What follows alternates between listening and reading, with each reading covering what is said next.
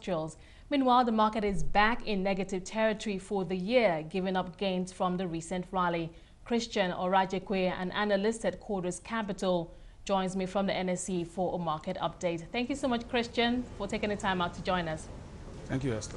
We're seeing the market is slightly lower at midday trade today, and it appears this trend where the market goes up one day and falls the following day is here to stay, at least for now. But let me get your perspective. What does that say about how investors are trading this market? I think investors are kind of being cautious. The market actually enjoyed some level of appreciation, at least in the last 1 month. There have been successive weeks of price gains, but at this point, if you look at the market, as a general look at the market, you could see some level of caution, 1 day gain and another day of loss, as we've seen week to date. But on the average, I think the market is still not doing badly. I mean, if you look at market breadth and over each day, I mean, it closes in the positive territory, really, even though the index closes in the negative. Now, we've seen the industrial stocks in the spotlight lately. It's either the top on the gainers chart or top on the losers chart. And sometimes it's hard to gauge the sentiment, even though we know the individual stories surrounding some of the stocks like Dangote, WAPCO, and Ashaka Cement. But for you, what are your thoughts on how these stocks have been trading? I think the industrials have been quite stable.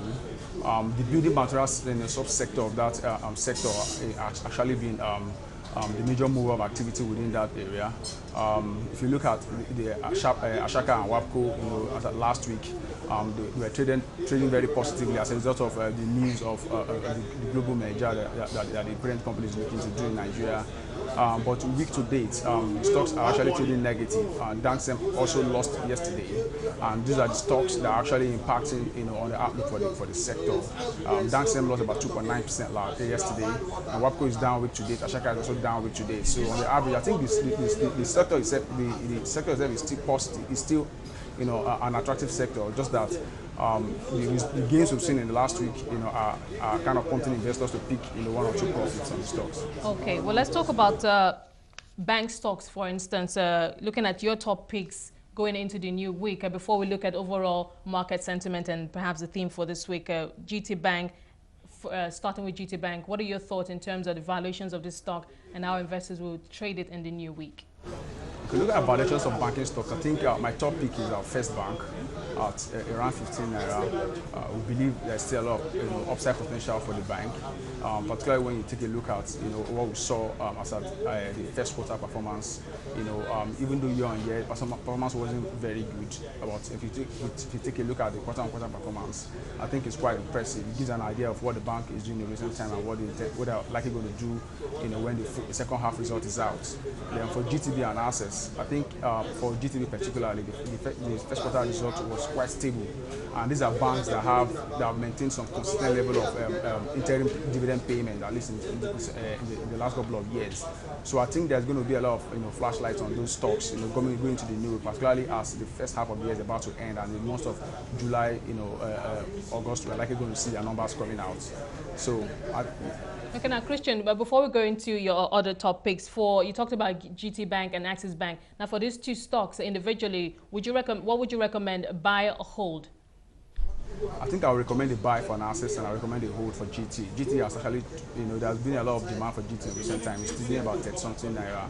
I think the upside potential is quite limited at this point. But for Access is doing about 9+.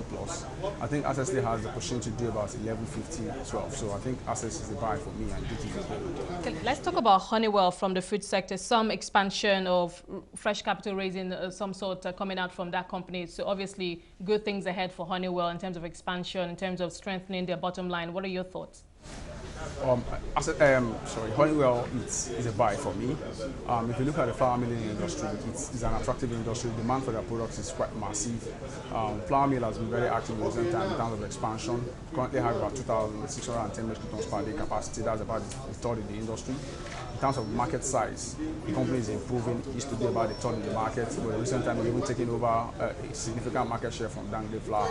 So that means that outside flour mill of Nigeria, Honeywell, I think, is the next big player in that market. So Honeywell, I mean, if you even look at the performance at least in the first 9 months of the year, I mean, earnings were up in double digits, revenues also up in double digits. We're expecting the number for the full year is really due for release. Any moment from now, we expect the numbers to be released, and we also expect, the performance we saw in the last 9 months to also continue, in the last quarter of the year. We also expect a dividend payment that should, produce a yield of not less than 5%. So I think the outlook for the company is strong, and I give a strong buy recommendation for the stock. Now, Christian, still on Honeywell, what about how government policies have been affecting companies like Honeywell that deal in wheat? I know that some policies aimed at reducing the importation of of wheat and focusing on the cassava flour here. We haven't heard much about that, but what are your thoughts? Exactly. Government has actually increased the tariff on wheat importation, as part of its policy to encourage a mix of cassava flour with wheat in flour production. And what that has seen, what we have seen as a result of that in recent times is that we realize that the cost of sales for these flour milling companies is quite significant, across the industry really. If you look at the cost of sales margin, it's about on average over 80%, and that's really cutting into their margin. But the very interesting thing, for the likes of Honeywell flour mill is, like I said, as capacity increases and the company is able to increase its market size, we expect the revenue to grow over and above the cost of sales, and with some cost optimization strategy that the management has embarked on in recent times. So we expect that going forward, they will have the opportunity, to be able to weather some of those storms, the impact of the government regulation. And from the discussion with the management, they are also complying with the government directive of directive inclusion in their flour. Already they're doing about 2 to 3%. In December they're looking to do about 5%.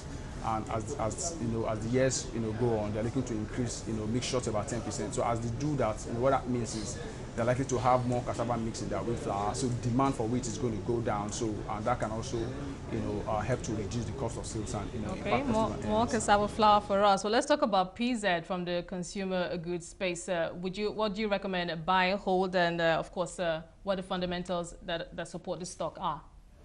Well, in the medium term, really, I give a hold recommendation for PZ.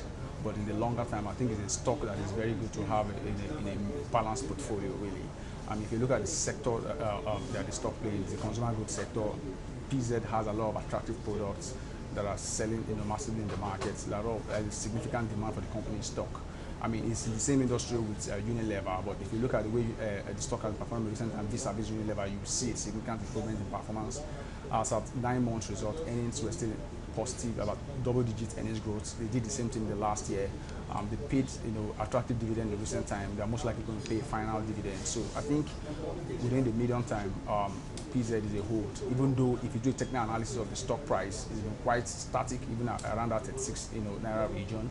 But I think it's a stock to hold in a mixed in the medium term. Okay, well, let's quickly talk about Transcorp. Heavy crossings seen in this stock lately, but during those crossings, it was actually a sell-off. But we know that this stock still has some strong fundamentals. What are your thoughts in terms of how the kind of sentiments that investors have towards Transcorp? I think for me, Transcorp is a very volatile stock. If we look at the way the stock performed last year, it's one of the top gainers last year. A lot of people are actually holding, Transcorp at, prices that are far ahead of what it's trading today. And I think, so I see very limited options of the stock, going up because, any opportunity that investors have, they're, going to exist on the stock. So, and I think my outlook for Transcorp is quite cautious. Really. Cautious for now. Okay, let's hear your forecast for trading in the new week. It's been a seesaw at the market this week. One day of gain, the following day, the market investors rushing to take profit. Do you think this trend will continue in the new week? And what do you think could break in terms of perhaps something different or some kind of catalyst coming into market to turn things around? Okay, at this point, there's really no expected catalyst that's going to create a significant buy across the markets. In the new week, also expect more of some cautious trading. But the most important thing is that as it is now, the outlook for the market is still positive. The market is still very strong. corporate performances, like we saw in the first quarter, are not bad, and as the first half of the year, comes to an end, we expect companies to also release results that are not too bad. Macro-wise, there are currently no tension. The foreign reserve is still within, has not suffered any major depletion in recent time. The exchange rate is still very positive. Foreign investors are still much interested in the market. Christian, I'm afraid we're going to have to leave it there. Thank you so much for giving us that update on trading at the Nigerian equities markets. Christian Orejekwe, analyst at Cordros Capital.